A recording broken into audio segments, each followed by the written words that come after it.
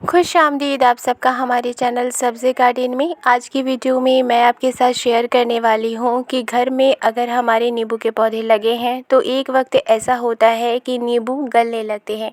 इसकी क्या रीज़न है और पौधे में नींबू अगर लगते भी हैं तो वो छोटे होते हैं या फिर नींबू बहुत कम लगते हैं। तो कम फ्रूटिंग होने की क्या वजह है, फ्रूटिंग जब होती है तो कभी कभी ये गल जाती है, इसकी क्या वजह है, और नींबू अगर ग्रो भी हो रही है तो वो छोटी है या कम ग्रो हो रही है तो इसकी क्या वजह है, इसके बारे में हम जानेंगे और इसके सॉल्यूशन के बारे में भी हम डिस्कस करने वाले हैं। आप ये देख सकते हैं कि ये नींबू का पौधा लगा हुआ है और एक छोटे से पॉट में लगा हुआ है। जो प्लास्टिक की टब होती है उसी में मैंने नींबू के पौधे को लगाया है और ये करीब 3 से 4 साल पुरानी है और इसमें काफ़ी नींबू भी बने थे। लेकिन चूँकि पिछले कुछ दिनों से बारिश लगातार हो रही है, इसलिए बारिश की वजह से और तेज़ हवाओं के चलने की वजह से बहुत सारे नींबू झड़ गए थे और कुछ नींबू ही इसमें बचे हैं। लेकिन कुछ नींबू क्या है कि छोटे ही हैं और वो पीले होने लगे हैं। और ये आप देख सकते हैं कि यहाँ पर एक नींबू है जो कि गलना शुरू हो चुका है। तो सबसे पहले हम बात करेंगे कि आखिर हमारे नींबू के पौधे में जो नींबू है वो गल क्यों रही है। हालांकि वो पौधे में ही लगी हुई है फिर भी वो गल रहे हैं। आप देख सकते हैं कि यहाँ एक नींबू भी गिरी हुई है इस टब में। कुछ दिनों से लगातार बारिश हो रही है, धूप का नामो निशान नहीं है। चूँकि ये पौधा एक पॉट भी लगा हुआ है तो इसमें बहुत ज़्यादा पानी जमा हो जा रहा है। जितना पानी ड्रेन आउट होने का रहता है वो ड्रेन आउट हो जाता है और चूँकि लगातार बारिश होने की वजह से लगातार पॉट में पानी भरता ही जाता है।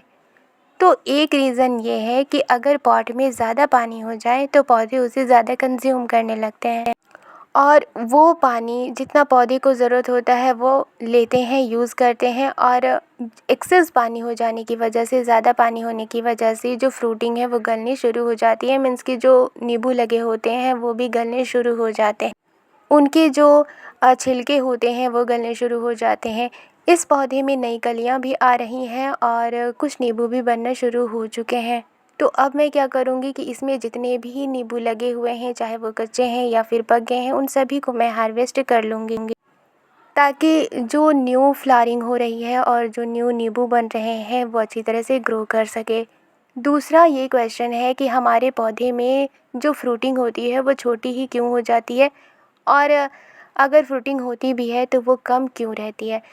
तो इसका मेन रीज़न ये है कि अगर आपके पॉट में न्यूट्रिएंट्स की कमी है, अगर आप खाद बहुत दिन में देते हैं तो ये वजह होती है कि आपकी जो पौधे की फ्रूटिंग होती है वो काफ़ी छोटी रहती है या फिर बहुत कम होती है।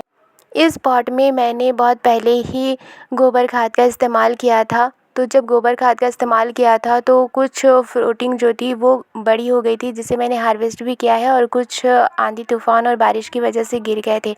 लेकिन कुछ जो फ्रूटिंग है वो काफ़ी छोटी है, यानी कि इसमें खाद की कमी है। अब मैं क्या करूँगी कि इस पॉट में मैं गोबर की खाद का इस्तेमाल करूँगी या फिर किचन वेस्ट जो होती है मैं लगातार इसमें यूज़ करती रहती हूँ। तो अभी बहुत दिनों से मैंने का भी इस्तेमाल नहीं किया है, तो हार्वेस्टिंग के बाद इस पॉट में मैं खाद ज़रूर डालूँगी। और दूसरी बात ये है कि खरपतवार भी बहुत ज़्यादा हो जाते हैं तो वो जो न्यूट्रिएंट्स होते हैं वो एब्ज़ॉर्ब कर लेते हैं। तो टाइम टू टाइम हमें खरपतवार को भी हटाते रहना चाहिए। और इसके कुछ ब्रांचेस की भी मैंने प्रूनिंग नहीं की है। मीन्स कि बहुत सारी ऐसी इसमें सूखी डालियाँ भी हैं और बहुत सारे ऐसे ब्रांचेस भी हैं जिनमें फ्रूटिंग नहीं हुई है। तो ऐसे ब्रांचेस को भी मैं हटाऊंगी, उसकी भी प्रूनिंग करूंगी। और प्रूनिंग करने से एक फ़ायदा ये होता है कि नए ब्रांचेस बनते हैं। जब नए ब्रांचेस बनते हैं तो उसमें बहुत सारी फ्लावरिंग भी होती है और बहुत सारे फ्रूट्स भी बनते हैं।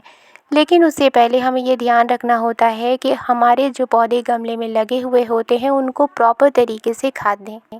मैं किसी भी तरह के केमिकल फर्टिलाइज़र का यूज़ नहीं करती हूँ। घर पर जो किचन वेस्ट से निकलने वाले वेस्ट होते हैं वो भी मैं डालती हूँ। ये देख सकते हैं आप कि ये जो नींबू है वो पूरी तरह से ब्राउन हो गया है और इसके छिलके भी गल रहे हैं, तो इसे मैंने हार्वेस्ट कर लिया है। किचन से जो भी किचन वेस्ट निकलते हैं उनका भी मैं यूज़ करती हूँ और साथ ही काऊ डंग का, गोबर की खाद का इस्तेमाल करती हूँ।